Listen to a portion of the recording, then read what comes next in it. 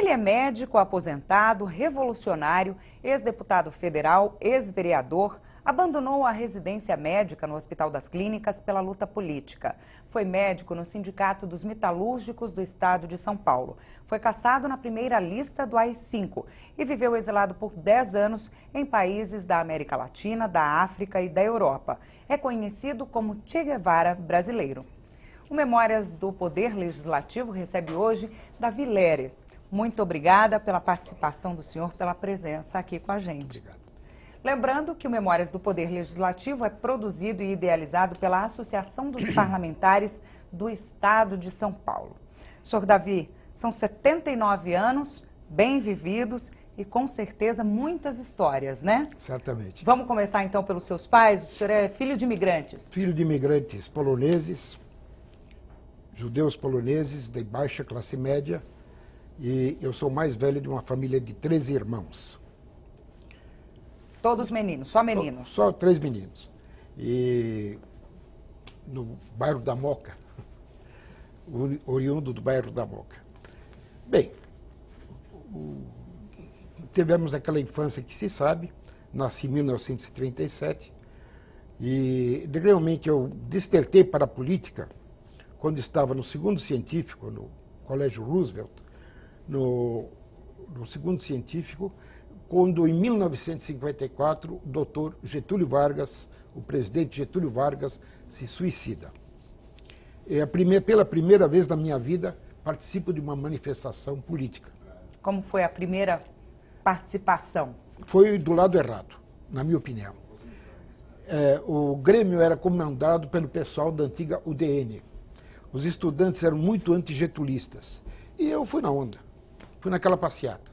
Fui atrás da bandeira do Brasil. Eles estavam com a bandeira do Brasil na frente. Quando chegamos, descendo a Avenida da Liberdade, chegando na Praça João Mendes, eu vi subindo lá da Rua Tabatinguera, da Rua do Carmo, um monte de trabalhadores contra a gente. Eu disse, uai, nós, estudantes, somos de um lado e os trabalhadores estão do outro. Por que eles estão contra nós? Porque nós estávamos felizes pela morte do Getúlio. E eles estavam chorando a morte do Getúlio. E eu disse, eu estou do lado errado. Aí me mudei para o lado dos trabalhadores e nunca mais mudei de lado. Como é que o senhor fez essa mudança nesse dia mesmo? Nesse dia mesmo a mudança foi psicológica, né? Não foi. Mas eu percebi que estava do lado errado. Eu simplesmente fui embora. Fui embora, confuso. Como acontece com um rapaz de 17 anos que está procurando o caminho. Mas esse acontecimento amadureceu na minha cabeça e me definiu uma linha. E daí por diante eu segui o trabalhismo e o socialismo. Me encaminhei pelo caminho socialista e pelo caminho trabalhista. Tanto assim que, em 1961, que foi o segundo momento importante da minha vida, das grandes decisões, eu estava estava no internato. E estava no internato de medicina, no 6º ano da faculdade de medicina, e faltei uma semana inteira, pedi para os meus colegas, eu estava na obstetrícia, fazendo rodízio de obstetrícia. Eu pedi para os colegas tomarem conta das minhas mulheres, enquanto eu ia para a rua, porque o pessoal estava lutando pela legalidade. Foi pela primeira vez na minha vida eu estava escutando falar do senhor Leonel de Moura Brizola, que estava lutando pela legalidade, ou seja, estava lutando contra um golpe militar que estava se arquitetando naquele momento, depois da renúncia do senhor Jânio Quadros. Durante a faculdade mesmo, o senhor se dividia entre os estudos, entre a política, a participação? Na faculdade, eu gostava mesmo era de natação, e fiz um clube de cinema, comecei a passar. Eu era muito ligado ao Vlado Herzog, um colega seu, que infelizmente nós perdemos. Ao Vlado Herzog, que era um grande admirador de cinema. E nós íamos muito ao Museu de Arte de São Paulo, que naquela época era na Rua 7 de Abril, no prédio dos Diários Associados. Então, no segundo andar, estava a Cinemateca de São Paulo. Paulo Emílio Salles Gomes era o diretor da Cinemateca. E, enfim, gostava muito de cinema. Então me dedicava a essas coisas. Não fazia muito política de centro acadêmico. Não fazia mesmo. E estava à margem. Eu realmente fui sacudido em 61, com a renúncia do Jânio, e foi aí que eu comecei a me interessar. E em 62 foi quando eu resolvi deixar a residência médica e me dedicar de corpo e alma ao sindicalismo, ao movimento trabalhista e trabalhador, né? Era uma época de grandes greves, de grande crise econômica. O Brasil estava saindo de uma fase positiva que tinha durado de 1945 até 1960, foram 15 anos de crescimento ininterrupto. E a partir de 61, no fim dos anos dourados de JK, dos anos 50 anos em 5, que o JK fez, os anos dourados, começou a haver uma crise. O que houve para esse declínio? O pessoal teve de começar a pagar a conta. Porque o JK, para o país progredir e se desenvolver, gastou além da conta. E como ele gastou além da conta, alguém tinha de pagar. E aí começou a haver uma crise econômica. É mais ou menos cíclico, não é? Faz parte do capitalismo, essas crises cíclicas. Sobe e desce, sobe e desce. Agora nós estamos entrando numa fase de descenso. Depois dos anos Lula, que foram de muita alegria, satisfação, de redistribuição de renda, agora estamos entrando numa fase de compressão, numa fase descendente da economia que vai durar um certo tempo. Senhor Davi, a medicina e a política entraram da mesma forma, assim, na vida do senhor? O senhor, como a medicina, como surgiu? Foi influência familiar, não foi? E depois, como o senhor sentiu que já era a hora de ir para a política? Não, na verdade, eu nunca deixei de ser médico. Nunca deixei de ser médico. A medicina sempre foi o meu ganha-pão. E acontece que a política era mais ou menos como um pulmão, que às vezes se expandia e às vezes se contraía. Às vezes se expandia, às vezes se contraía. A política era isso. Mas o coração continuava a ser médico. Coração de médico, pulmão de político. Havia fase de expansão e fase de contração. Né? Então, eu continuei a ser médico, eu fui médico, até me eleger vereador pelo Partido Socialista Brasileiro. Me entrosei bem com os trabalhadores metalúrgicos. Era uma época em que os operários, diferentemente do que aconteceu na época recente do Lula, eles votavam em pessoas que estavam fora da classe trabalhadora. Eles geralmente votavam em advogados, médicos, tal. Havia poucos trabalhadores que eram candidatos. Praticamente não havia. Isso foi um fenômeno recente dos anos Lula, né?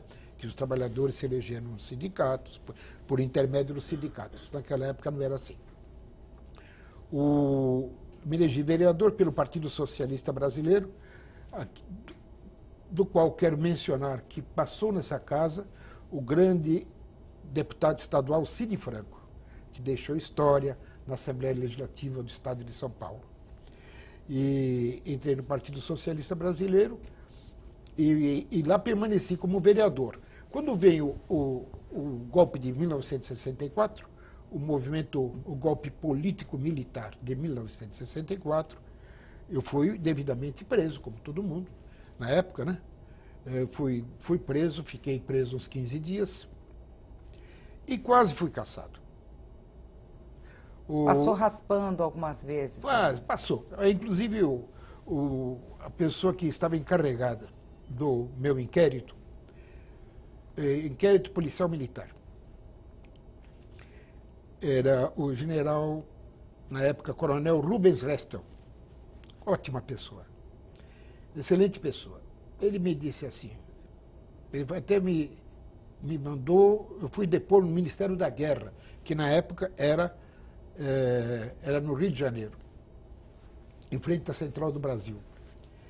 Ele disse, olha, você tem tudo para ser cassado.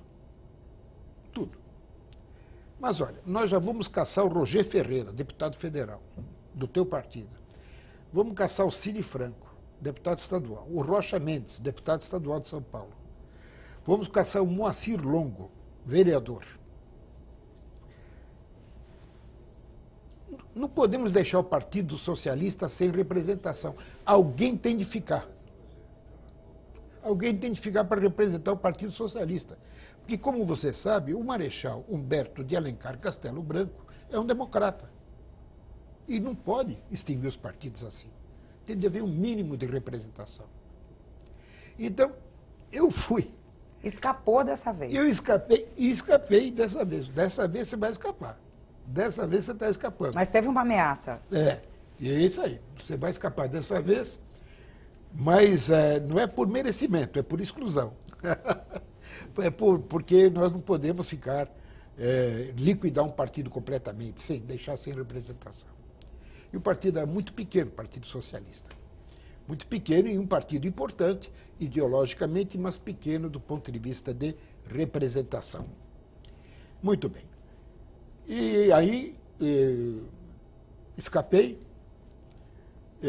fui candidato a prefeito com o governador, com o então deputado Franco Montoro, numa aliança entre o Partido Democrata Cristão e o Partido Socialista. Não nos elegemos, quem venceu foi o brigadeiro Faria Lima, na sucessão do prefeito Prestes Maia. E depois, em 1966, eu me elegi deputado federal. E fui deputado federal durante 2 anos, meio mandato, 67 e 68. E aí fui cassado, aí 5. Aí houve uma primeira lista de 11 deputados, mas 2 juízes do Supremo e o governador Carlos Lacerda. Eles empacotaram tudo e no dia 30, o ato institucional foi no dia 13 de dezembro, e no dia 30 de dezembro eu ainda estava preso, junto com Mário Covas, que foi deputado federal junto comigo, era o nosso líder, aliás, e aí fiquei sabendo que meu mandato estava cassado. Pronto. Eles mudaram até a minha identidade, meu RG. Eles me deram um novo RG. Mas com dados diferentes? Não, mesmo nome, mas deram o meu RG era aqui da Secretaria de Segurança Pública. E eu passei a ter o RG, Registro Geral da Polícia Federal, 187.642 Brasília, Polícia Federal. Mudaram o RG. Não mudaram meu nome, nem filiação, mas mudaram o RG. Ou seja, a vida anterior está liquidada. Como foi esse período, senhor Davi? Foi um período em que eu voltei para São Paulo, eu fui cassado, tive mandato cassado, os direitos políticos suspensos por 10 anos e também demitido. Eu era médico do antigo IAPI. Eu trabalhava no pavilhão Fernandinho, da Santa Casa da Misericórdia de São Paulo, no serviço de traumatologia. E aí houve a demissão também? Fui demitido. Fui demitido, por força do AI-5. Bem, voltei para São Paulo, com a obrigação de comparecer uma vez por semana na sede da Polícia Federal, que era lá em Higienópolis. E assim fui. Até que eu vi que não haveria possibilidade de continuar no Brasil. A minha única alternativa para permanecer no Brasil, com o meu espírito, com o espírito o temperamento que eu tenho, a única coisa o único caminho que me restaria seria o de entrar em algum grupo de luta armada. O senhor teve a oportunidade disso, né? Tive a oportunidade. Tive a oportunidade e o convite. Mas eu conversei com pessoas que estavam, inclusive, com um assessor do então ministro Delfim Neto, que eu conhecia desde os tempos de estudante. Era um assessor importante do Delfim Neto, que era ministro da Fazenda do governo Costa e Silva. Um homem que assinou minha cassação. Delfim assinou minha cassação. E, curiosamente, o ministro Delfim Neto votou em mim para vereador, mas assinou em 63. e assinou minha cassação em 68. Ele até deu uma entrevista para o jornal. 5 anos depois. Ele deu uma entrevista para o jornal. Eu votei no Davi, sim. Em 1967, ele deu uma entrevista. Eu votei no Davi Lehrer porque eu, na época, era um socialista fabiano, que era um ramo socialista lá da Inglaterra. Então ele votou em mim, como muita gente do meio estudantil, etc. Votou, né? Não havia uma poderosa esquerda, como depois se formou nos tempos Lula. Era muito pouco, nós éramos poucos. Aquela ameaça subversiva que pairava, que a imprensa toda reverberou, como é que é? O PTB, o síndico PTB, o comunismo, está tomando o país, conduzido pelo João Goulart. Tudo isso era mentira. Era pretexto para o golpe de Estado. Era pretexto para evitar as reformas de base, que era a nossa solução para a crise que estava começando. O PIB estava caindo desde 1960. Qual é a nossa solução? Reformas de base. Vamos redistribuir a renda, vamos fazer a reforma agrária, vamos aumentar, fortalecer a indústria nacional. Era isso que o Jango queria. Vamos distribuir terra, aumentar o consumo. Era essa a proposta do Jango. E o pessoal se levantou contra isso. Levantou contra isso. Foi o levante do setor agrário atrasado, dos grandes grupos internacionais. Isso realmente existiu. Dos banqueiros, não. E outra coisa, Guerra Fria. Nós estávamos em plena Guerra Fria. O mundo estava, de fato, dividido em 2 blocos. O Brasil era o país maior da América Latina. E os Estados Unidos tinham um enorme receio que, com todo aquele discurso nacionalista, de esquerda, nós caíssemos na órbita soviética. Não esqueçamos que Cuba tinha feito a sua revolução em 1959. E nós estávamos em 64. Foi essa a razão do golpe que derrubou o Jango. E depois nos derrubou e a coisa continuou. Em 68 continuou a Guerra Fria. E continuou o medo de que o Brasil caísse nas mãos dos comunistas. Era um medo irracional, mas era consequência da Guerra Fria.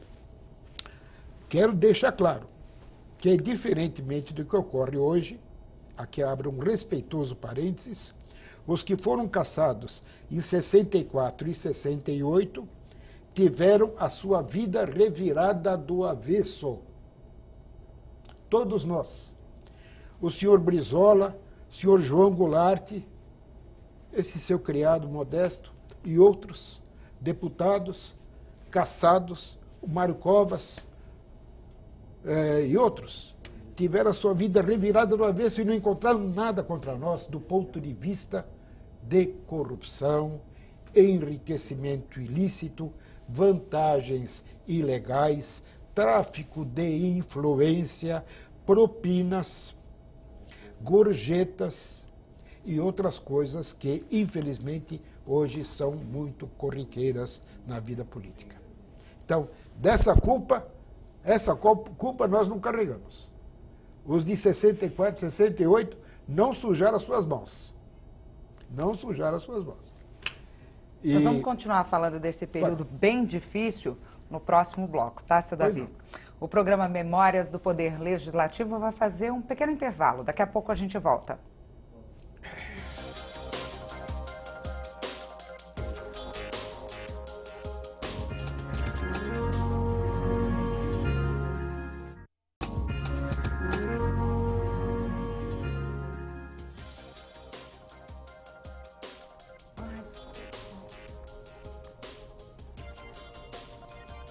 O programa Memórias do Poder Legislativo está de volta, hoje entrevistando e contando um pouco da história de Davi Lehrer. Lembrando que o Memórias do Poder Legislativo é produzido e idealizado pela Associação dos Parlamentares do Estado de São Paulo. Senhor Davi, estávamos dizendo no bloco anterior sobre o período da cassação, um período muito difícil. E aí, como é que foi que o senhor decidiu que não dava mais para ficar no Brasil? Como é que foi essa época, o que o senhor sentiu e viveu? Justamente. Então, eu fiquei sabendo, pelas análises que eu recebi, que o Brasil ia entrar numa fase de prosperidade e numa fase de crescimento. Quem me disse isso foi um assessor da alta área financeira do governo, um administrador muito importante. E que eu soubesse dessa realidade e tomasse as decisões que eu quisesse. Era um amigo. Era um amigo. E a decisão que eu tomei foi o seguinte: eu vou cair fora. Porque aqui não vai dar para ficar, não. E fui para o exílio. Porque, inclusive, eu estava com uma prisão preventiva a ser decretada. Prisão preventiva por subversão, hein? Não por corrupção. Prisão daqueles tempos. Lei de Segurança Nacional. Estava em vigor a Lei de Segurança Nacional. Acabei sendo condenado a 2 anos e 8 meses à revelia pela Lei de Segurança Nacional. Mas estava com uma prisão preventiva decretada, achei que a melhor coisa a fazer era cair fora. Porque naquele tempo a prisão você sabia quando entrava, mas não sabia nem quando, nem como. Se saía. Nem como e se. Nem como, nem quando, como e se. Então, saí e fui me encontrar com os companheiros no Uruguai. O Uruguai foi o primeiro grande centro de acolhida dos exilados. E lá estavam todos aqueles importantes que foram caçados em 64. Leonel Brizola, João Goulart, muitos amigos, o deputado Neiva Moreira, o pessoal da Frente Parlamentar Nacionalista. E eu até vou citar um episódio. O governador do Rio Grande do Norte, Djalma Maranhão, que, para a senhora saber como o pessoal vivia lá, o Djalma Maranhão tinha uma banca de jornais na Praça Independência, em Montevidéu. E vivia num mini apartamento de 15 metros quadrados. E foi lá que ele morreu do coração. O senhor Djalma Maranhão, ex-governador caçado do Rio Grande do Norte. Esses eram os caçados. Essa era a vida deles.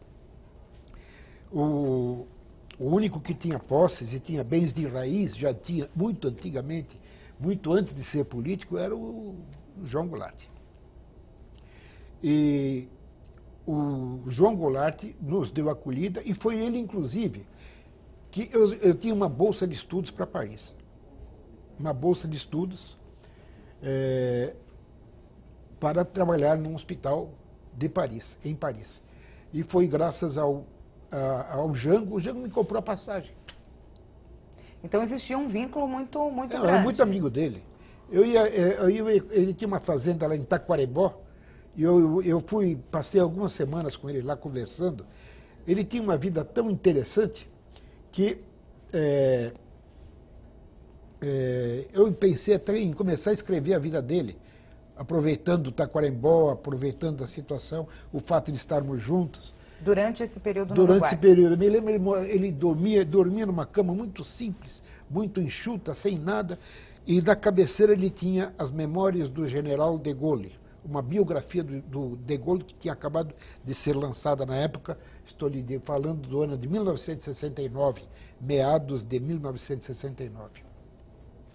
E era um homem de vida muito simples, e eu já tinha essa bolsa de estudos para Paris, e ele disse: olha, Davi, eu vou te fazer o seguinte, vou te dar uma força. E ele comprou o bilhete de ida para Paris, pela via do Pacífico, porque a outra via tinha que parar no aeroporto do Galeão. Não podia. Aí não ia dar. Então peguei aquele pinga-pinga via Pacífico. Passei por Santiago do Chile e fui visitar os companheiros lá. Encontrei o Amino Afonso, grande amigo Amino Afonso, o Plínio de Arruda Sampaio estava lá, o Paulo de Tarso estava lá. Todos esses companheiros ilustres, eles estavam trabalhando em órgãos das Nações Unidas de desenvolvimento. A CEPAL estava lá, a CEPAL era lá, a Organização Internacional do Trabalho tinha uma subsede em Santiago do Chile, e isso daí nos tempos do presidente Eduardo Frei, antes de Salvador Allende, antecessor de Allende. Eduardo Frei era um democrata cristão. Depois é que se elegeu o socialista Salvador Allende. Passei por lá e achei que estava realmente interessado no Peru. Por que o Peru? Porque no Peru havia o general Juan Velasco Alvarado, general de división Juan Velasco Alvarado, que é como eles diziam na rádio. E o Alvarado estava, e os militares peruanos estavam fazendo uma coisa sui generis, diferente dos militares brasileiros, que estavam fazendo um governo de direita, digamos assim. Esses não, eles estavam fazendo um governo reformista. Estavam fazendo a reforma agrária, estavam permitindo a liberdade de manifestação, estavam estimulando a organização popular. Era a grande novidade da época, um governo militar com um programa popular, de reformas populares. Por aí fiquei um ano no Peru, mas não trabalhando como médico. Fui trabalhar como jornalista na revista Oiga e também trabalhei para a sucursal de Prensa Latina, agência cubana. Todas essas histórias. Trabalhei nessa revista Oiga e trabalhei também na sucursal de Prensa Latina, que era a agência de notícias cubana e que levantava material para ser impresso nos jornais cubanos, que já naquela época estava debaixo do regime castrista, fortemente castrista. O Che Guevara já tinha morrido. Aliás, essa história do Che Guevara aconteceu muito depois. Um apelido que o senhor ganhou? Como é que foi isso? Na verdade, foi o Antônio Calado, o escritor Antônio Calado, e grande amigo meu e do Márcio Moreira Alves, do ex-deputado, que em Paris, que em Lisboa, já no fim dessa trajetória toda, ele disse, olha, esse é o Che Guevara que nos coube. Esse é o Che Guevara que nos coube. Depois das aventuras na África, etc., ele disse, esse é o Che Guevara que nos coube. E aí foi aí que surgiu essa... E pegou? Pegou, mas de maneira totalmente merecida. Imerecida. Claro, totalmente merecida. Talvez assim, mais pela variedade de lugares visitados do que realmente pela eficiência, pela eficácia e pela grandeza, etc. Nem de longe, não chegamos nem aos pés.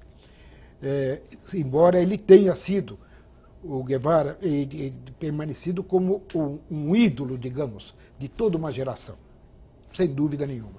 Ele forjou, esteve no imaginário e no coração de toda uma geração de brasileiros e latino-americanos e pelo mundo afora. Mas, enfim, do Peru é que aí eu fui para Paris. Quanto tempo levou essa passagem pelo Uruguai, Chile, depois Peru? 2 meses 2 meses no Peru, no Uruguai, 1 mês no Chile, 1 ano no Peru e depois, em agosto de 1970, eu cheguei numa Paris toda alegre e festiva, que estava saindo do maio de 68, era a época da liberação, la libération, n'est-ce pas? Então foi a época da grande alegria, da liberação, pronto.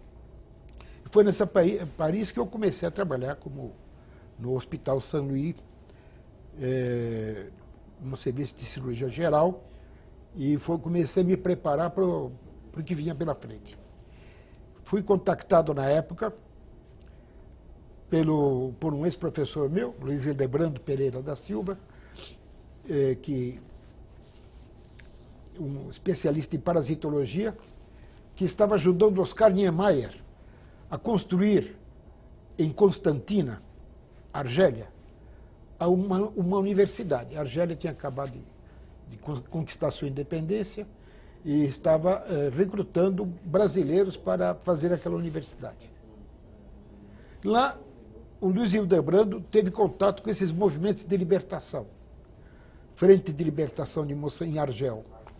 Argel, capital da Argélia. Lá ficou lá o nosso governador Miguel Arraes. Mas em Argel, o Luiz Hildebrando, que tinha sido meu professor de parasitologia na Faculdade de Medicina. Estava no Instituto, também exilado político. Exilado político, estava trabalhando no Instituto Pasteur em Paris. Ele foi questionado pelos companheiros da Frente de Libertação de Moçambique,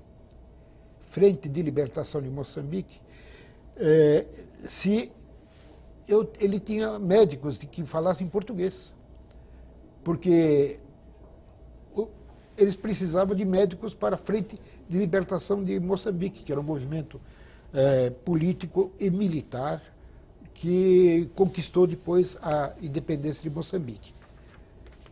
Quanto tempo o senhor ficou em Paris? 70 até abril de 74. Não, até janeiro de 74. Em Paris, o senhor também recebeu brasileiros Sim, no hospital? Sim. É o seguinte, como os brasileiros, eles não tinham muitos direitos, digamos assim. E eles contavam com o quê? Com assistência pública. Assistência pública, né? Eles eram imigrados, muitos deles não tinham documentação em perfeita ordem, e muitos deles não tinham emprego e nem fonte de renda, então eles tinham, de certa maneira, uma referência para eles. Não, tem um médico, companheiro nosso, exilado, ele está trabalhando naquele hospital. Temos até um senador, Aloysio Nunes Ferreira, que estava também na época exilado em Paris, e apareceu um domingo à noite lá. No hospital? No hospital, com uma fratura de tornozelo. Ele estava jogando bola na cidade universitaire e os brasileiros jogavam bola, claro, em toda parte, mesmo exilados. E ele fraturou o pé. Foi operado lá no hospital. E eles vieram me chamar. Olha, temos aqui um médico amigo e tal. Aquela história de ter um médico amigo em algum lugar. O senhor teve contato, não fez operação? Não, não fui eu que operei, foi um colega meu. Teve contato? Sim, muito. Fui à portaria do hospital e foi o pai do Aloysio, estava com ele, olha, meu filho está... E o Aloysio saiu de lá, entrou lá carregado, com muita dor, e foi encaminhado ao serviço de traumatologia e parece que se deu muito bem, tanto assim que hoje está na Câmara no Senado Federal, andando perfeitamente e dando passos seguros, tanto na política quanto fisicamente. Né? Em Paris, o senhor ficou durante um período um pouco fora da política, atuando mais no hospital? No hospital, e continuei a escrever. Sim, mas eu realmente me dediquei à medicina. Me dediquei à medicina até o golpe militar de setembro de 73, que derrubou o Salvador Allende. Isso teve uma repercussão muito forte no mundo político parisiense, entre os exilados brasileiros que já lá estavam, e sacudiu as consciências. Todos nós que estávamos naquela, vamos dizer, boa vida, uma vida pobre, mas afinal era Paris, né? Ser pobre em Paris é diferente. Ser pobre em Paris é melhor, né? Muito bem. E nós estávamos numa vida modesta, porém vivendo no centro. Nós sentimos, eu pessoalmente, senti aquela necessidade de voltar à luta. Que história é essa? Você vai ficar aí, toda essa gente aí, apalpando esses abdômenes gordos aí e tal, que não tem nada, às vezes, né? Enquanto o mundo está sendo sacudido por revoluções e você não... Uma frase, você não vai fazer nada, né? Não vai fazer nada? Aí fiz. Aceitei esse convite que o Luiz deu. No começo não queria. Nem me sentia preparado, tecnicamente, para enfrentar. Mas depois de 3 anos de residência lá, num excelente hospital, eu cheguei para o meu ex-professor e disse, olha, eu aceito o convite da Frente de Libertação de Moçambique. E foi assim que eu fui para lá. Isso foi em 1973? Foi em 1973. E aí, Paris ficou para trás? Paris ficou definitivamente para trás, só como visita. E essa experiência começou uma nova fase? Começou uma nova fase da minha vida. Fui parar em Dar es Salaam, peguei o avião da Air France, fui parar em Dar es Salaam, capital da Tanzânia, e Dar es Salaam fiquei umas 3 ou 4 semanas e no Instituto Moçambicano, que na verdade era a fachada legal da Frente de Libertação de Moçambique. A Tanzânia, na época, era governada pelo professor Julius Nyerere.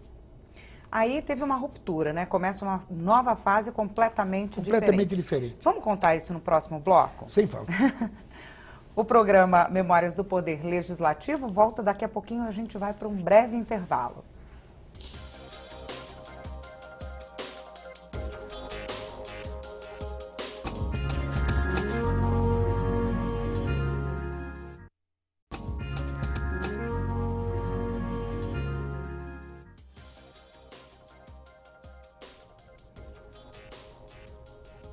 O programa Memórias do Poder Legislativo está de volta, hoje entrevistando e contando um pouco da história de Davi Lerer. Lembrando que o Memórias do Poder Legislativo é produzido e idealizado pela Associação dos Parlamentares do Estado de São Paulo. Davi, nós estávamos em 1973. Isto. Nessa época, começa em Paris também o germe de um movimento que iria notabilizar-se mais tarde, e hoje é muito importante, chamado Médecins Sans Frontières, Médicos Sem Fronteiras. O idealizador do movimento trabalhava no mesmo hospital que eu. Saint-Louis-la-Riboisière formava um bloco conjunto da Universidade de Paris 7. Bem, Bernardo Kouchner, que depois vinha a ser ministro das Relações Exteriores do presidente Sarkozy, Nicolas Sarkozy, ele idealizou o Médecins Sans Frontières. Eu entrei mais ou menos nesse movimento, mas, digamos, pelo caminho da esquerda. Eu fui trabalhar na Frente de Libertação de Moçambique, convidado pelo pessoal do antigo Partido Comunista Brasileiro, que tinha suas relações com a Frente de Libertação de Moçambique. Eu realmente fui linha auxiliar do Partido Comunista, PCB, do velho PCB, aquele do Luiz Carlos Prestes, aquele antigo. Bom, e foi por intermédio deles que eu fui para Moçambique e depois para Angola. Como foi essa experiência? Moçambique é o seguinte, Moçambique é paupérrimo. Eu cheguei ao sul da Tanzânia, onde havia um hospital da Frente de Libertação de Moçambique, e depois trabalhei um tempo nesse hospital, uns 4 meses, e depois fui para o interior, atravessei o rio Rovuma, que é um rio cheio de crocodilo, até hoje tem muito crocodilo lá, parece que a poluição ambiental não chegou tão longe, crocodilo e hipopótamo. Os guerrilheiros atravessavam de canoa aquilo, mas canoas que passavam assim, raspando a água, né? Estavam até a beira. Uma experiência e tanto. Passavam mantimentos, digamos, munição, material e gente. Eles entravam em Moçambique por essa via ilegal, pela foz do rio Rovuma. Mtwara, na Tanzânia, é uma cidade litorânea. Era um porto, um pequeno porto. Hoje já descobriram petróleo lá. Então já deve ter acabado com a natureza. Mas naquele tempo havia até elefante perto, leão, hiena. Mas então, do outro lado já era Moçambique. E foi nessa região norte, região de Cabo Delgado, que eu exerci minhas atividades. Qual era a atividade? Eu era um médico, minha atividade era formar aprendizes de enfermeiros que conseguissem ajudar aquela população que realmente não tinha nada. Aquela era Moçambique estava sob o domínio colonial português. Portugal era um país muito pobre, um país europeu muito pobre, e aquela região de Moçambique era a mais pobre de Moçambique, mais pobre das colônias. Portugal pobre, Moçambique, ali era pior ainda a situação. Era a parte mais pobre Moçambique, Zambésia, era a parte mais pobre de Moçambique. Era o Planalto de Cabo Delgado. Fiquei, então, lá, fazendo esse trabalho, indo de aldeia em aldeia e, eventualmente, ajudando, trabalhando como médico de retaguarda e algumas intervenções militares que eles fizeram, nomeadamente o ataque ao forte, a fortaleza de Mueda, que era um bastião que os portugueses mantinham, mais ou menos como na Indochina, os franceses tinham Dien Bien Phu, que foi sitiada pelos norte-vietnamitas, etc. E aí, quando caiu Dien Bien Phu, caiu o domínio francês na Indochina, essa fortaleza de Mueda, em Cabo Delgado, simbolizava o poder militar de Portugal no norte da província de ultramar, como eles diziam, a província de ultramar de Moçambique. Bem, depois disso, então, houve em Portugal a Revolução dos Cravos. E eu ouvi pelo radinho de pilha a Rádio Tanzânia em Swahili. Eu já estava entendendo um pouco de Swahili. Ouvi pelo radinho de pilha a rádio da Tanzânia dizendo que houve um golpe militar em Portugal que derrubou o governo. E esse golpe foi dado pelos militares das colônias, que não queriam mais que derrubaram Marcelo Caetano. Foi um golpe sem derramamento de sangue, que posteriormente veio a ter o nome de Revolução dos Cravos. E essa Revolução dos Cravos, então, sem derramamento de sangue, conseguiu mudar a história da África portuguesa, onde Portugal, da África portuguesa, pois Portugal era o último país com colônias na África. O último país com colônias na África. Ele tinha Moçambique, Guiné-Bissau e Angola. Angola era a joia da coroa. Quando acabou Moçambique, aí eu fui trabalhar para o MPLA. Quando a Frelimo, digamos assim, chegou ao poder em Moçambique,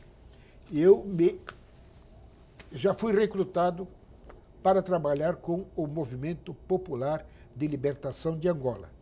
Então, Moçambique é a costa oriental da África, Oceano Índico.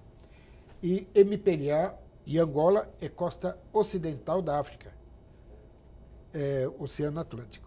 Moçambique, se o sujeito sair nadando da Bahia em linha reta e conseguir, ele chega em Moçambique. Está mais ou menos no mesmo paralelo. Pernambuco, Angola, Pernambuco, Bahia e Angola. E a nossa história sempre esteve muito ligada à história de Angola, né? Em Angola, como foi o trabalho do senhor? Angola estava dividida. Angola é um país muito rico, diferentemente de Moçambique, que era muito pobre na época. Angola tinha petróleo e diamantes. E café. O café deixou de ser plantado durante a guerra. Bem, mas tinha petróleo e diamantes e até hoje é um país muito rico. Na época, na África Negra, chamada África Negra, era o segundo país mais rico, maior potencial de riqueza, depois da Nigéria. Bem, era dividido, havia 3 movimentos lá. O Movimento Popular de Libertação de Angola, de orientação marxista, foi apoiado pelos comunistas de todos os países, pela União Soviética. Havia a frente, havia o FNLA, Frente Nacional de Libertação de Angola, que era o movimento do Norte e era apoiado pelo antigo Congo belga, pelos belgas e pela China de Mao Tse-tung. O MPLA apoiado pela União Soviética. E por quem? Pelo general Ernesto Geisel, pelo Brasil. MPLA foi apoiado pelo Brasil. Incrivelmente, foi a política do chamado pragmatismo responsável, do embaixador Ovidio de Mello, que levou o presidente Ernesto Geisel a apoiar o MPLA. Bom, mas chegamos lá. E no Sul havia UNITA, União Nacional da Independência Total de Angola. União Nacional pela Independência Total de Angola. UNITA. Isso, olha, UNITA. UNITA. Os movimentos tinham mais palavras do que membros. Porque eram todos não eram muito fortes. A UNITA era apoiada pela África do Sul, principalmente, e tanto a FNLA como a UNITA era apoiada pela CIA, né? Henry Kissinger, etc. Não nos esqueçamos, estávamos em plena Guerra Fria e portanto, o mundo estava dividido. Né? Henry Kissinger era o chanceler dos Estados Unidos, estava apoiando abertamente o FNLA, e o Brasil, apesar de todo o seu alinhamento anterior, ele tinha uma política externa independente. Aquela política externa independente de Jânio, que tinha reassumido relações com Cuba, a política de João Goulart, de relações com todos os países do mundo, com China, com Cuba, com a União Soviética. Quem é que estava fazendo agora? O general Ernesto Geisel, o continuador da ditadura militar, da ditadura político-militar, do regime militar. Ele estava, então, com essa chamado pragmatismo responsável. Pragmatismo, ou seja, vamos trabalhar com aquilo que dá para trabalhar, mas responsável, sempre pelo lado democrático. Né? Aí começaram a chegar lá os caminhões. Eu estou em Angola, em Luanda. Eu fui um dos diretores do Hospital Militar de Luanda. Eu era o diretor, um diretor e outro diretor era um cubano. Então, quando eu chego, quando eu vejo na rua caminhões Scania Vabis,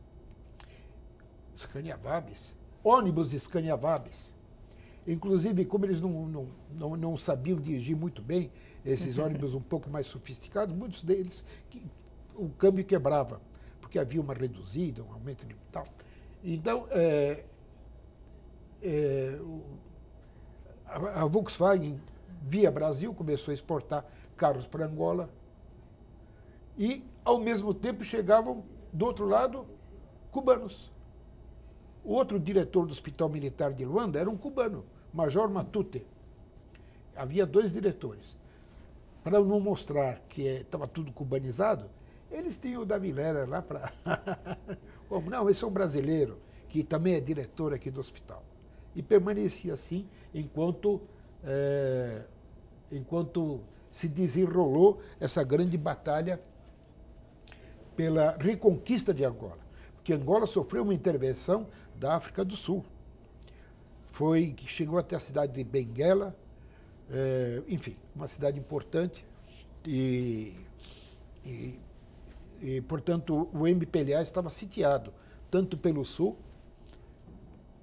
por intermédio de colunas de soldados sul-africanos, brancos e também negros, mas que estavam sobre o domínio, o comando da antiga África do Sul, racista. Era o tempo que o Nelson Mandela estava preso, pronto. O pessoal que prendeu Nelson Mandela, que governava a África do Sul, um regime de minoria branca, um governo de minoria branca.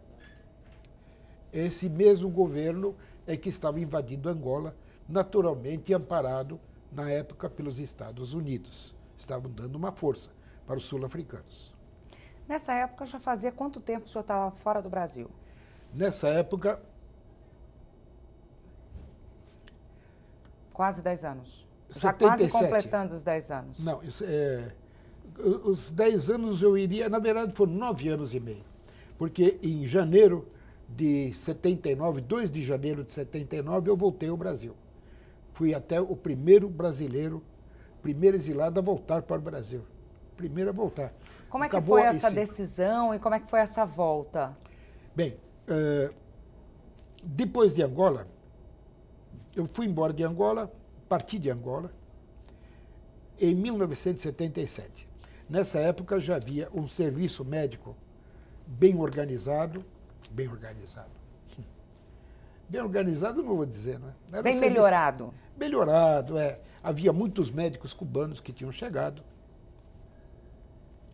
E muitos médicos cubanos, havia 50 mil soldados cubanos lá nessa época, militares e outros, porque cooperantes, homens que mexiam com construção civil, por exemplo.